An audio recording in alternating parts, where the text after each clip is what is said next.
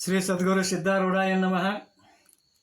ಗುರುಬ್ರಹ್ಮ ಗುರುರ್ವಿಷ್ಣು ಗುರುರ್ದೇವೋ ಮಹೇಶ್ವರ ಗುರು ಸಾಕ್ಷಾತ್ ಪರಬ್ರಹ್ಮ ತಸ್ಮೈ ಶ್ರೀ ಗುರುವೇ ನಮಃ. ಓಂ ತತ್ಪುರುಷಾಯ ವಿದ್ಮಹೆ ವೀರಭದ್ರಾಯ ಧೀಮಹಿ ತನ್ನೋ ದೇವ ಪ್ರಚೋದಯಾತ್. ಯಾವತ್ತು ಸದ್ಗುರು ಸಿದ್ಧಾರೂಢರು ಆಶ್ರಮದೊಳಗೆ ನಿತ್ಯ ಕೀರ್ತನೆ, ಭಜನೆ, ಶಾಸ್ತ್ರ ಪ್ರವಚನಗಳನ್ನು ನಡೆಸ್ತಾ ಇದ್ದರು.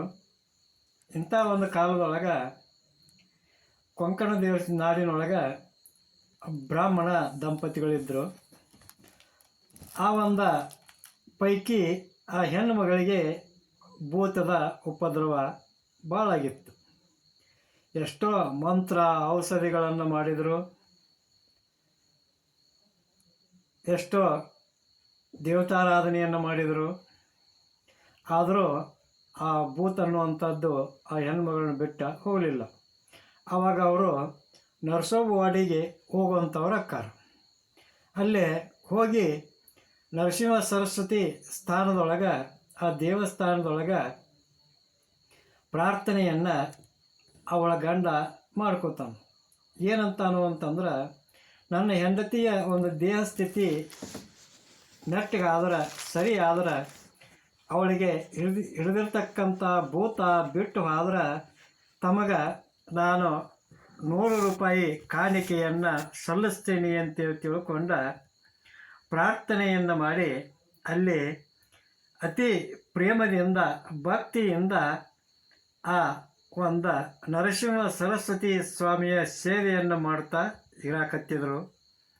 ಕೆಲವು ಕಾಲ ಸೇವಾ ಮಾಡಿದ ಮೇಲೆ ಒಂದು ದಿವಸ ರಾತ್ರಿ ಆ ಸ್ತ್ರೀ ಮಲಗಿಕೊಂಡ ನಿದ್ರೆ ಮಾಡುವಂಥ ಟೈಮ್ದೊಳಗೆ ಆ ನರಸೋಬ ದೇವರು ಕನಸಿನೊಳಗೆ ಬಂದ ಹೇಳ್ತಾನೆ.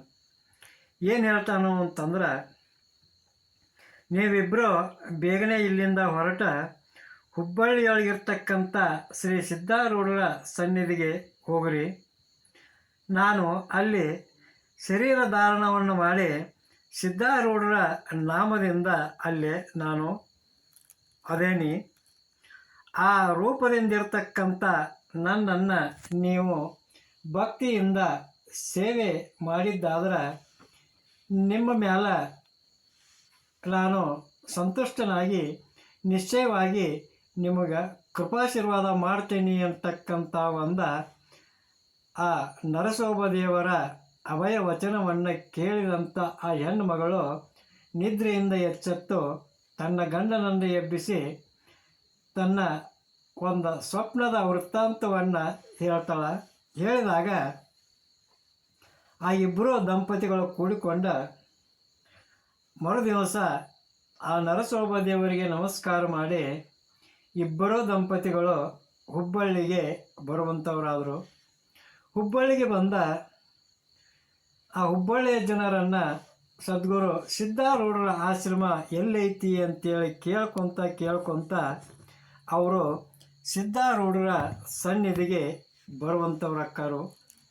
ಆವಾಗ ಬಂದು ಆ ಸದ್ಗುರು ಸಿದ್ಧಾರೂಢರನ್ನು ಕಂಡ ಅವರ ಪಾದಕ್ಕೆ ಬಿದ್ದ ತಮ್ಮ ಪರಿಸ್ಥಿತಿಯನ್ನು, ತಮ್ಮ ವೃತ್ತಾಂತವನ್ನೆಲ್ಲ ಅವ್ರ ಮುಂದೆ ನಿವೇದನೆಯನ್ನು ಮಾಡ್ಕೋತಾರೆ. ಆವಾಗ ಆ ಸ್ತ್ರೀ ಹೇಳ್ತಾಳೆ, ನನ್ನ ರೋಗ ಅಂದ್ರೆ ಈ ನನಗೆ ಬಡಿದುಕೊಂಡಂಥ ಭೂತ ನಿವಾರಣೆ ಆದ್ರೆ ನಾನು ತಮ್ಮ ಸೇವಾ ಮಾಡ್ತೀನಿ ಅಂತೇಳಿ ತಿಳ್ಕೊಂಡ ಹೇಳಿದಾಗ, ಅಲ್ಲದ ಈ ಒಂದು ರೋಗ ನಿವಾರಣಾರ್ಥವಾಗಿ ಆ ನರಸೋಬ ದೇವರನ್ನ ನನ್ನ ಕನಸಿನೊಳಗೆ ಬಂದು ಹೇಳಿ ನಿಮ್ಮ ಪಾದ ಸನ್ನಿಧಿಗೆ ನಮ್ಮನ್ನು ಕಳುಹಿಸಿಕೊಟ್ಟಾನು.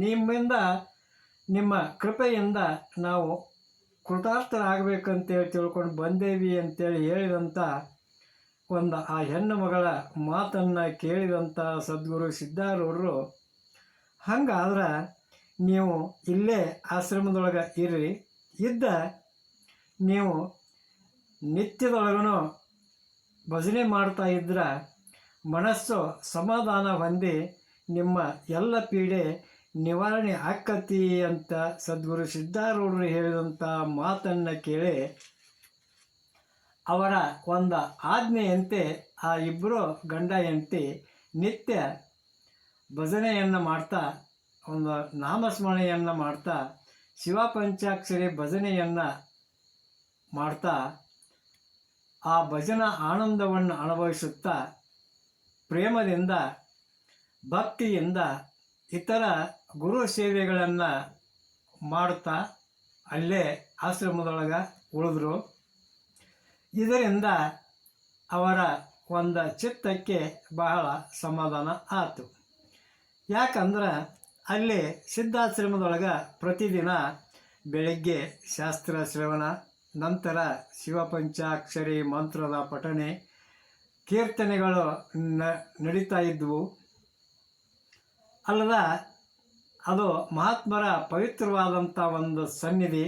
ಇದರಿಂದ ಸರ್ವ ಮಾನಸಿಕ ವ್ಯತ್ಯೆ ಅಂತಕ್ಕಂಥದ್ದೆಲ್ಲ ನಾಶ ಹೊಂದಾಕತ್ತಿ. ಶ್ರವಣದಿಂದ ದೇಹ ಬುದ್ಧಿ ನಿರಸನವಾಗಿ ಅವರ ಚಿತ್ತ ಶುದ್ಧಿಯನ್ನು ಹೊಂದಾಕತ್ತಿ. ಇದರ ಜೊತೆಗೆ ಆ ಸ್ತ್ರೀಯ ಭೂತಬಾಧೆಯೂ ಸಹ ನಿಸ್ಸಂದೇಹವಾಗಿ ಅವಳನ್ನು ಬಿಟ್ಟು ಹೋಯಿತು. ಆವಾಗ ಅವರು ಬಹಳ ಆನಂದಯುಕ್ತರಾದರು.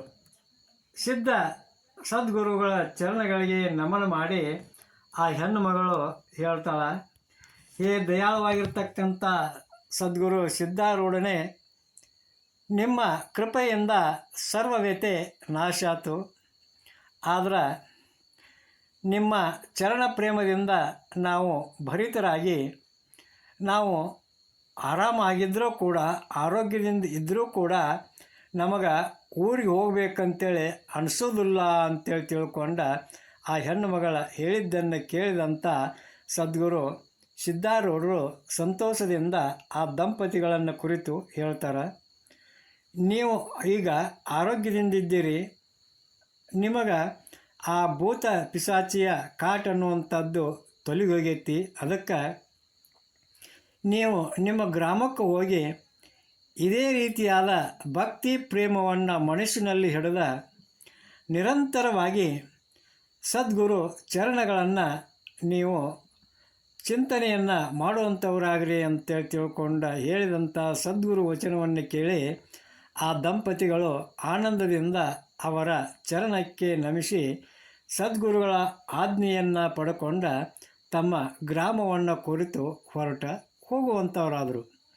ತಮ್ಮ ಊರಿಗೆ ಅವರು ಬಂದ ಮುಟ್ಟಿದ ಮ್ಯಾಲ ಮನಸ್ಸಿನೊಳಗೆ ಒಂದು ಚಿಂತೆ ಕಾಡಾಕ ಚಲೋ ಆಕತ್ತೆ ಅವ್ರಿಗೆ.